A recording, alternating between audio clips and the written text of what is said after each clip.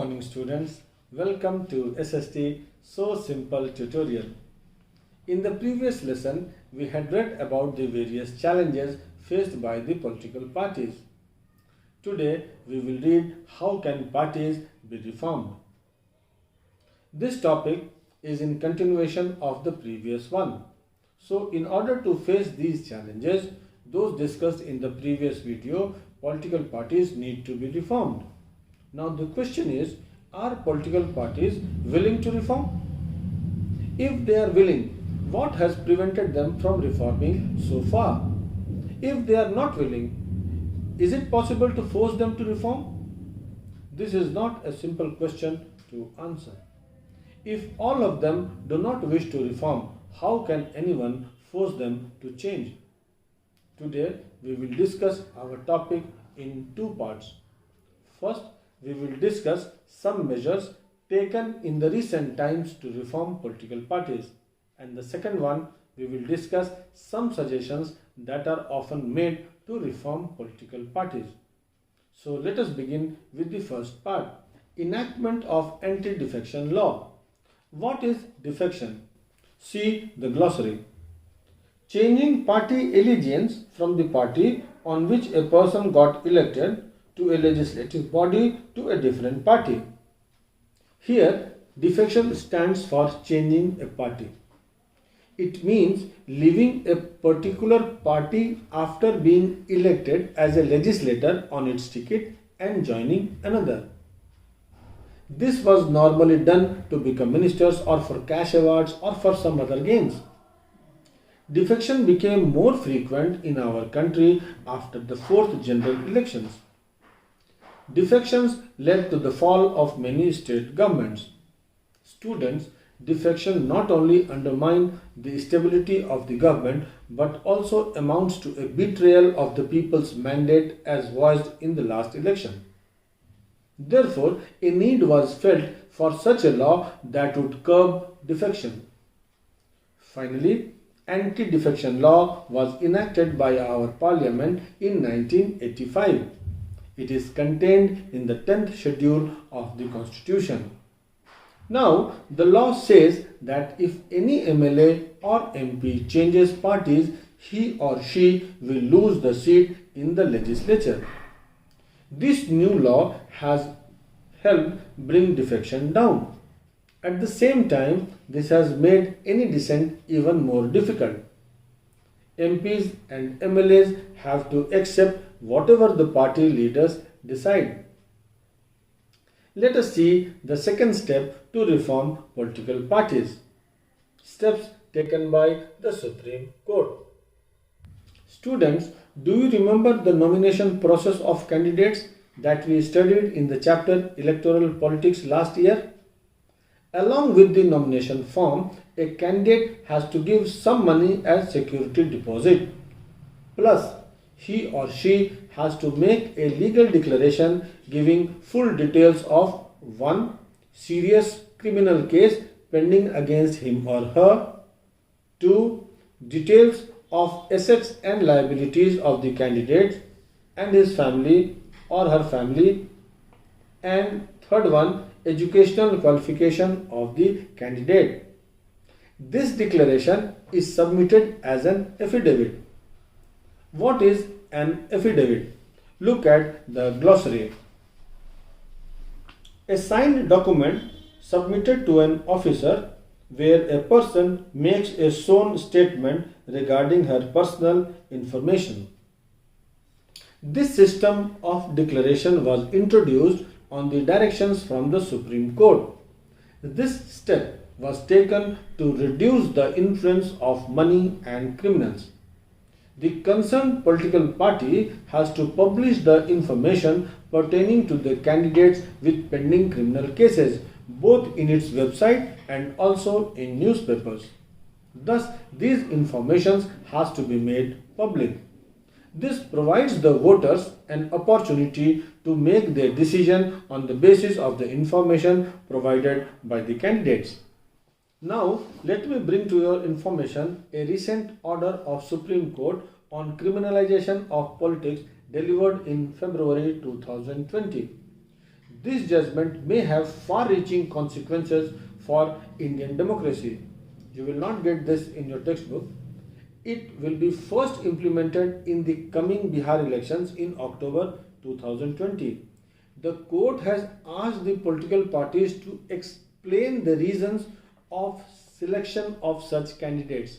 That means the political parties will explain to the public the merits or achievements of the candidate that impressed them so much that they ignored the criminal charges against them.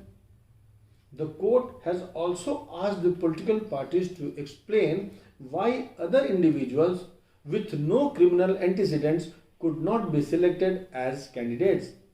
This information should be published in a local as well as a national paper as well as in the party's social media handles. In other words, the political party and its leadership would for the first time have to publicly own up to criminalization of political parties. If a political party fails to comply, it would be considered as a contempt of court. I hope you have understood the point. Then let us see the third step taken to reform political parties. Steps taken by the Election Commission of India. The Election Commission passed an order making it necessary for political parties to hold their organizational elections and file their income tax returns. The parties have started doing so, but sometimes it is a mere formality. It is not clear if this step has led to greater internal democracy in political parties. Besides these, many suggestions are often made to reform political parties. So the first part is over. Now I am going to the second part. Second part is related to the suggestions.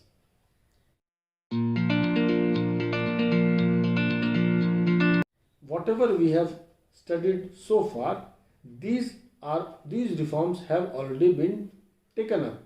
Now we are going to read the suggestion part. First, a law should be made to regulate the internal affairs of political parties. It should be made compulsory for political parties to maintain a register of its members, to follow its own constitution, to have an independent authority, to act as a judge in case of party disputes, to hold open elections to the highest posts. Secondly, students, you know that the proportion of women in legislature has been very low. The newly elected, 17th Lok Sabha, this Lok Sabha with Modi ji as PM, second tenure, it has 78 women MPs, the highest since independence. This amounts to just 14% of the total strength of the House. In 2014, it was 12% of the total strength. How to increase the number of women then? It should be made mandatory for political parties to give a minimum number of tickets, about 1/3 to women candidates. You must be knowing that a bill regarding this was put before the parliament, but it is gathering dust more than a decade. I sometimes feel surprised how this is happening when three important national parties are being led by three strong women. There is also a suggestion that there should be a quota for women in the decision-making bodies of the party. Let us see the third suggestion. This is regarding state funding to parties. Students, political parties need funds to finance their campaign and routine activities. One of the primary sources of this funding is voluntary contributions made by individuals. In addition, corporate houses also pay hefty contributions to parties. But contributions from corporate houses are largely from undeclared income and hence contribution is not recorded. Our Prime Minister wants a debate on transparency in political funding as part of the drive to clean up black money. Many recommend that state funding of elections can be the best way to reduce corruption and achieve transparency by funding elections with government money as opposed to individual or corporate contributions. The government should give parties money to support their election expenses. This support could be given in kind, like petrol, paper, telephone, etc., or it could be given in cash on the basis of the votes secured by the party in the last election. These suggestions have not yet been accepted by political parties so far. Then what to do? If you ask people, there is a general thinking that reforms can be bought through laws. But just think, will the political party pass a law which go against their interest? Will they agree to pass a law that they do not like? If in case such laws are made, then sometimes they can be counterproductive. This should force all parties to find ways to cheat the law. There are two other ways in which political parties can be reformed. 1. People can put pressure on political parties. Ordinary citizens, pressure groups and movements and the media can play an important role in this. But remember, political parties are very thick-skinned. They would not be ready for reforms easily unless they feel that they would lose public support by not taking up reforms. Secondly, political parties can improve if those who want to reform politics as well as political parties join political parties. The quality of democracy also depends on the degree of public participation.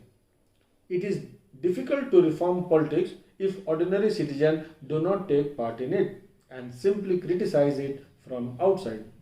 The problem of bad politics can be solved by more and better politics. With this, we finish not only the topic how can parties be reformed but also the lesson political parties.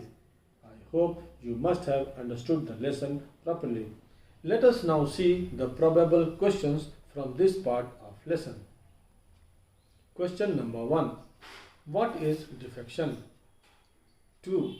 What happens if any MLA or MP is indulged in defection? Question number 3.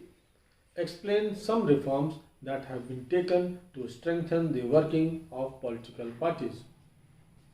4. What steps can be taken to reform the political parties in India? Suggest any 3. In the next video, we will meet again with a new lesson. Till then, have a nice time. Thank you.